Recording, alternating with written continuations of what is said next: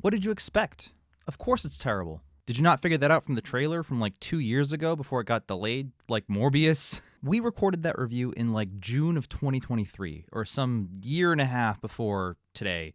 We got a lot of it spot on. If you listen to that review, Rhino's barely in the movie. Most of the movie is just dark, hard to see action. Some of the action's actually not that bad, which I did not see coming. Yeah, a lot of our points stuck. I have AMC A-List. I would never have paid money for this thing.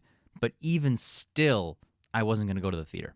I've never skipped a Marvel movie, but I was about to for Kraven, because I am so burnt out from the Sony Spider films that have no Spider-Man in them, and gun to their head, I couldn't convince my co-hosts to come with me. But I had to go to the theater because I needed the Lord of the Rings bucket, and they were going to sell out. I happened to be there. I sat down. I got my free ticket. I watched Kraven anyway. What a huge waste of time. There's a lot of Kraven running to and from things that are mildly important. You know, those are mildly interesting, the same way that, like, Tom Cruise in Mission Impossible running is kind of interesting to watch. But aside from that, there's, like, nothing here. I didn't even realize the third act was the third act. He's fighting the rhino with, like, the bulls charging, and I'm like, oh, is this the climax? I feel like there's another 30 minutes that should be happening, and there's just nothing left. It's a bit more watchable than Madam Web and Morbius.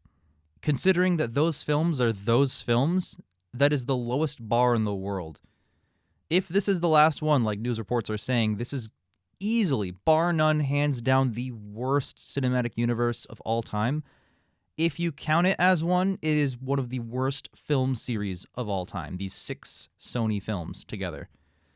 Half of them being Venom films. I'm going to end this by ranking them. Number 1, I'll say Venom 1 because I remember it fondly. I haven't seen it in a long time. I think I last watched it when it was in theaters, funny enough, so maybe it doesn't hold up, but I'll just rank it 1 for now.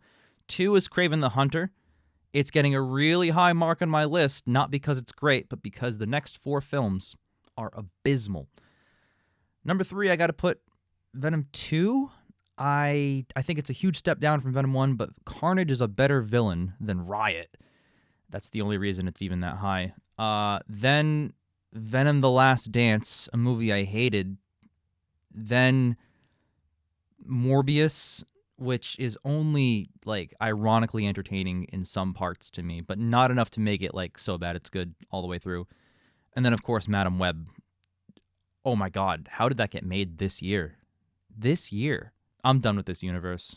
And it looks like the audience is too, because they finally stopped seeing him. But Sony won't learn their lesson. They don't care. See ya for Kraven 2 and Venom 4 and Venom vs. Kraven, which sounds like a great premise on paper, and they'll totally blow it.